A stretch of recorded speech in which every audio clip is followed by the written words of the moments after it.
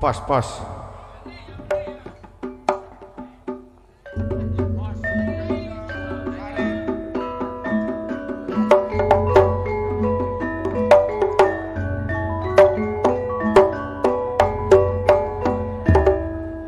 Aku nen delok kahananing donya akeh sing rusak saka tumindake manungsa.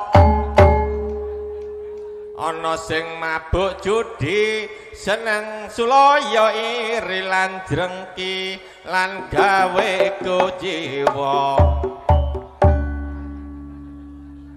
Ngono iku apa jare Pak Wakidun? Sayang wong ayu tak sayang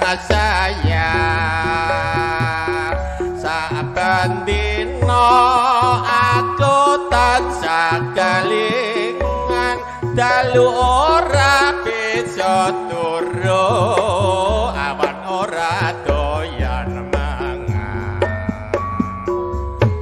lali wong tresna ora bakal lali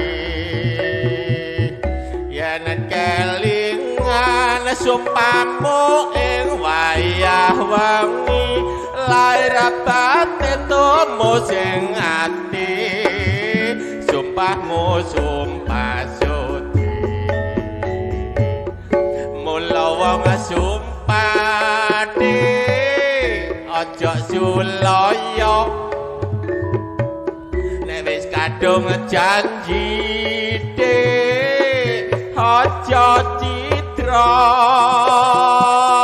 iku kabeh wis dikersakno sinekeseni Gusti Kang Maha Kuwasa yen to pancen kowe dadi jodohku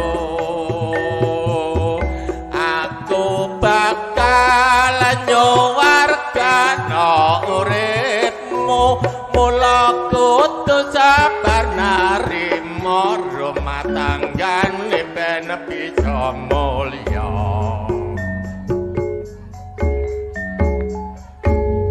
Oret siapa melandangi naik ke panggung jaipongan